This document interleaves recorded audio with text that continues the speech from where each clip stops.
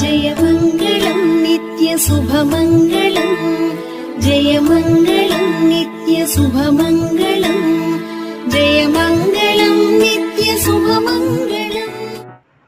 வெற்றி ஜோதிட வித்யாலயம் சார்பாக அனைவருக்கும் அடியனின் பணிவான வணக்கங்கள். இன்றைக்கு நம்ம ஆயுள் சம்பந்தமான விஷயங்களை பற்றி நம்ம பார்க்க போகிறோம். ஒரு ஜாதகத்தில் ஒரு மனிதனுடைய ஆயுளை பற்றி தெரிந்து கொள்வது எப்படி அப்படின்னா, லக்னத்திலிருந்து எண்ணி வரக்கூடிய 8ஆம் பாவம், அந்த 8ஆம் பாவம், அப்புறம் அந்த 8ஆம் பாவத்துக்கு ஒரு அதிபதி இருப்பார் இல்லையா, அந்த 8ஆம் பாவ அதிபதி, அப்புறம் ஆயுள் காரகனான சனி பகவான், இந்த 3 விஷயங்களையும் நம்ம ஆய்வு செய்யணும். அந்த வகையில் இன்றைக்கி நம்ம கன்னி லக்னம் எடுத்திருக்கோம், சரிங்களா? இந்த கன்னி லக்னத்துக்கு 8ஆம் அதிபதி யாருன்னு பார்த்தீங்கன்னாக்கா, மேஷம்தான் வந்து 8ஆம் வீடாக வருது. இந்த வீட்டுடைய அதிபதி செவ்வாய் இல்லையா? ஸோ இந்த செவ்வாய் வந்து எப்படி இருக்காரு அப்படின்னு பார்க்கணும். அதே போல் 8ஆம் அதிபதி 8ஆம் பாவம் எப்படி இருக்குன்னு பார்க்கணும். 8ஆம் பாவம் எப்படி இருக்கும்? கெட்டு போகாமல் இருக்கணும். கெட்டு போகாமல்னா திதி சூன்யம் அடைஞ்சிருக்கக்கூடாது. 8ஆம் பாவத்தில் எந்த கிரகங்களும் இல்லாமல் திதி சூன்யம் அடைஞ்சிருக்கு அப்படின்னாக்கா அது ஆயுளுக்கு ஒரு சிறப்பான அமைப்பு இல்லை. அதே போல் 8ஆம் அதிபதி செவ்வாய் 8லேயே அமர்ந்திருக்காரு அப்படின்னா அது வந்து ஒரு நல்ல அமைப்பு. அது வந்து 8ஆம் அதிபதி ஆட்சி பெற்று இருக்காரு அப்படின்னாக்கா அது வந்து ஆயுளுக்கு ஒரு சிறந்த அமைப்பு. அதே போல் ஆயுள் காரகனான சனி பகவான், அவர் வந்து சனி பகவான் ஆட்சி வீடு இல்லையா, அதெல்லாம்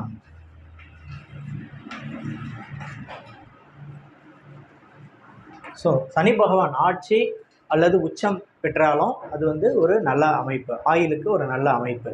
இந்த 8ஆம் வீட்டில் சனி பகவான் இருந்தாலும் அல்லது குரு பகவான் இருந்தாலும் ஆயுளுக்கு ஒரு சிறந்த அமைப்பு. அதே போல் குரு பகவான் 8ல் இருக்குன்னு அவசியம் இல்லை, எங்கேருந்து வேணாலும் தன்னுடைய பார்வையால் 5, 7, 9 அந்த பார்வையால் 8ஆம் வீட்டையோ அல்லது சனி பகவானையோ அல்லது 8ஆம் வீட்டுடைய அதிபதியோ பார்வை பெற்றாலும் அது வந்து ஒரு சிறந்த அமைப்பு, ஆயுளுக்கு ஒரு நல்ல அமைப்பு. 8ஆம் இடத்தை சனி பகவான் பார்த்தாலும் ஒரு நல்ல அமைப்பு தான். சனி பகவான் இங்கே உச்சம் பெற்றிருக்காரு. ஒருவேளை உச்சம் பெறலைனாலும் சனி பகவான் எங்கே இருந்தாலும் 8ஆம் பாவத்தை பார்த்தாலும் அது ஆயுளுக்கு ஒரு சிறந்த அமைப்பு. அதே போல் சூரியன் உச்சம் பெற்றிருந்தாலும் ஒரு சிறந்த அமைப்புங்க. எந்த லக்னமாக இருக்கட்டும், அந்த லக்னத்துலேருந்து எண்ணி வரக்கூடிய 8ஆம் பாவத்தை சூரிய பகவான் வந்து உச்சம் பெற்றிருக்கணும். சூரிய பகவானோட உச்ச வீடு எது? இங்கே தான் சூரியனுடைய உச்ச வீடு.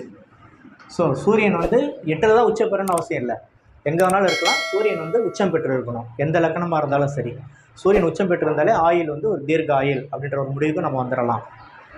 குரு பகவான் லக்னத்தையோ அல்லது லக்னாதிபதி, இந்த லக்னத்து அதிபதி புதன் இல்லையா, அந்த லக்னாதிபதி புதனையோ அல்லது சந்திரனையோ குரு பார்வை பெற்றால் 5, 7, 9 ஆகிய 3 பார்வையில் எந்த பார்வை பெற்றாலும் சிறப்பு தான். லக்னாதிபதி, லக்னம் அல்லது சந்திரன் குரு பார்வை பெற வேண்டும். அது மாதிரி இருந்தால் ஒரு சிறந்த அமைப்பு. லக்னத்திலேயே சனி பகவான் நின்று இருந்தாலும் அது ஒரு நல்ல அமைப்பு தான். 7ஆம் லக்னத்தை வந்து சனி பகவான் பார்த்தாலும் நல்ல அமைப்பு தான், லக்னத்தில் சனி நின்று இருந்தாலும் நல்ல அமைப்பு தான். அதே போல் திரிகோணங்கள் என்று சொல்லக்கூடிய 1, 5, 9 இங்கே பாருங்கள், 1 அதுலேருந்து எண்ணி வரக்கூடிய 5, அதுலேருந்து எண்ணி வரக்கூடிய 9, இந்த 1, 5, 9ன்ற திரிகோணங்களில் சுபகிரகங்கள் நின்று இருந்தாலும் மூன்று வீட்லேயும் 3 பாவத்துலேயும் 1, 5, 9 3 பாவத்துலேயும் சுபகிரகங்கள் நின்று இருந்தாலும் அது வந்து ஒரு நல்ல அமைப்பு. அதே போல் கேந்திர ஸ்தானம் சொல்லுவோம் இல்லைங்களா, 1, 4, 7, 10 அந்த 1, 4, 7, 10ன்ற கேந்திர ஸ்தானத்தில் 4 பாவத்துலேயும் கிரகங்கள் நின்று இருந்தாலும் ஆயுள் வந்து தீர்க்க ஆயுள். அது அசுபராகவும் இருக்கலாம், சுபராகவும் இருக்கலாம். லக்னம் அல்லது 8ல் சனி பகவான் வந்து ஆட்சியோ அல்லது உச்சமோ பெறுவது நல்ல அமைப்பு, ஆயுள் தீர்க்கம். சந்திரன் லக்னத்திலேருந்து எண்ணி வரக்கூடிய 9ஆம் பாவம் அல்லது 12ஆம் பாவம், இந்த 2 பாவத்தில் ஆட்சியோ அல்லது உச்சமோ பெற்றிருந்தாலும் அது ஒரு நல்ல அமைப்பு, ஆயுளுக்கு நல்ல ஒரு அமைப்பு.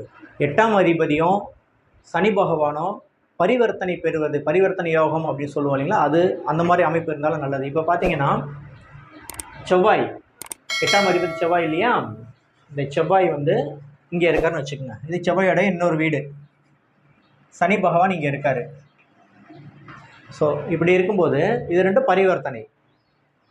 8ஆம் அதிபதி செவ்வாயும் ஆயுள் காரகனான சனியும் பரிவர்த்தனை பெறாங்க, அது தன்னுடைய ஆட்சி வீட்டுக்கு போயிடுறாங்கன்னு அர்த்தம். அப்படி இருந்தாலும் ஒரு ஜாதகத்துக்கு ஒரு நல்ல அமைப்பு. 2 கிரகங்களும் வலுப்பெறுது. 8ஆம் அதிபதியும் வலுப்பெறுவார், சனி பகவானும் வலுப்பெறுவார். அது ஆயுளுக்கு ஒரு நல்ல பாவம்.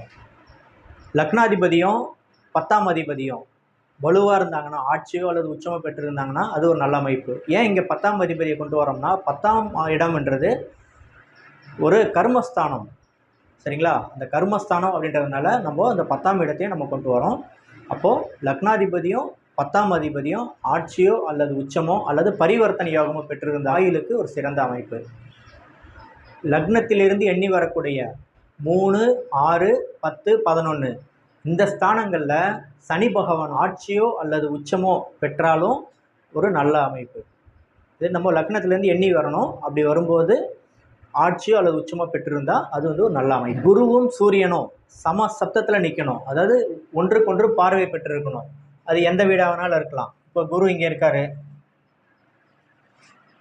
சூரியன் இங்கே இருக்கார், சம சப்தத்தில் இருந்தாங்கன்னாக்கா அது வந்து ஒரு நல்ல அமைப்பு. குருவும் சூரியனும் சம சப்தத்தில் இருக்கணும், அந்த மாதிரி இருந்தால் நல்ல அமைப்பு. சந்திரன் நிற்கும் இடத்திலிருந்து 8ஆம் எண்ணி வரக்கூடிய 8ஆம் இடத்தில் சூரியன் இருந்தாலும் அது ஆயுளுக்கு சிறந்த அமைப்பு. இப்போ பாருங்க, சந்திரன் இங்கே இருக்காருன்னு வச்சுக்கோங்க. சந்திரன் நிற்கக்கூடிய இடத்துல இருந்து 8ஆம் இடத்துல சூரியன் இங்கே இருக்கார். இது ஒரு நல்ல அமைப்பு, ஆயுளுக்கு நல்ல அமைப்பு. சந்திரன்லேருந்து எண்ணி வரக்கூடிய 8ஆம் இடம், இது ஆயுளுக்கு நல்ல அமைப்பு. பொதுவாக ஒரு ஆயுள் எப்படி நம்ம தீர்மானிக்கணும் அப்படின்னா, 8ஆம் இடம் வலுவாக இருக்கணும், சனி பகவான் வலுவாக இருக்கணும், அதே போல் 8ஆம் இடத்துக்கு உண்டான அதிபதி, அந்த அதிபதி வலுவாக இருக்கணும். இது 3ல் 2 விஷயங்கள் வலுவாக இருந்தாலே அது தீர்க்க ஆயுள் அப்படின்ற ஒரு விஷயத்தை நம்ம எடுத்துக்கலாம். இதில் சுபர் பார்வை பெற்றால் மிகவும் சிறப்பு. இன்றைக்கி நம்ம ஆயுள் சம்பந்தமான விஷயங்களை பார்த்தோம். மேலும் இது போன்ற அடுத்தடுத்த பதிவுகளில் சந்திப்போம். கொஞ்சம் சப்ஸ்கிரைப், அப்புறம் அந்த லைக் பண்ணுங்கள், ஷேர் பண்ணுங்கள், அந்த மாதிரி விஷயங்கள்லாம் பண்ணிவிடுங்க. அப்போ தான் நம்ம அடுத்தடுத்து போடுற வீடியோ உங்களுக்கு வந்து கிடைக்கும். நன்றி, வணக்கம்.